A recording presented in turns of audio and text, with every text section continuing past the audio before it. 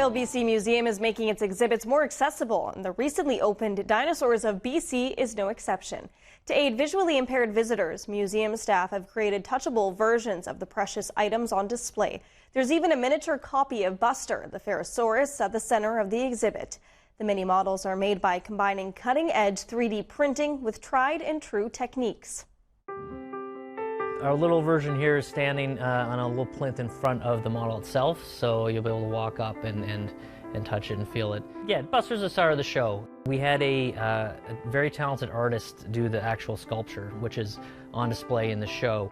And to make the smaller version that visitors with visual impairments or blind can actually touch, and they can feel the textures of the skin, they can feel a sharp little beak.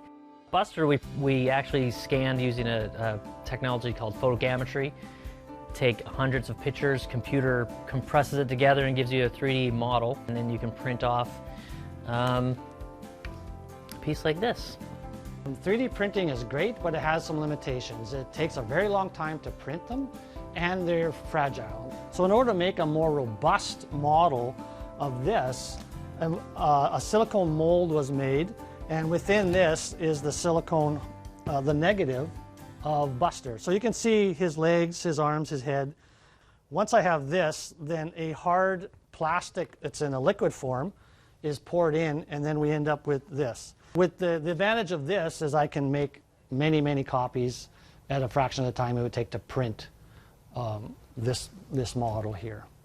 This show actually has Braille throughout, but now with touchable models, both of Buster and some of the dinosaur footprint trackways that you can also touch. I think it's more than we've done in the past for sure.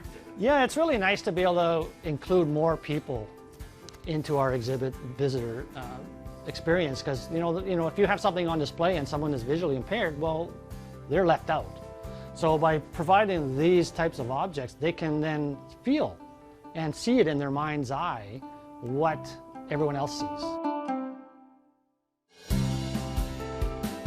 This Week in History, brought to you by the Royal BC Museum, bringing British Columbia's stories together.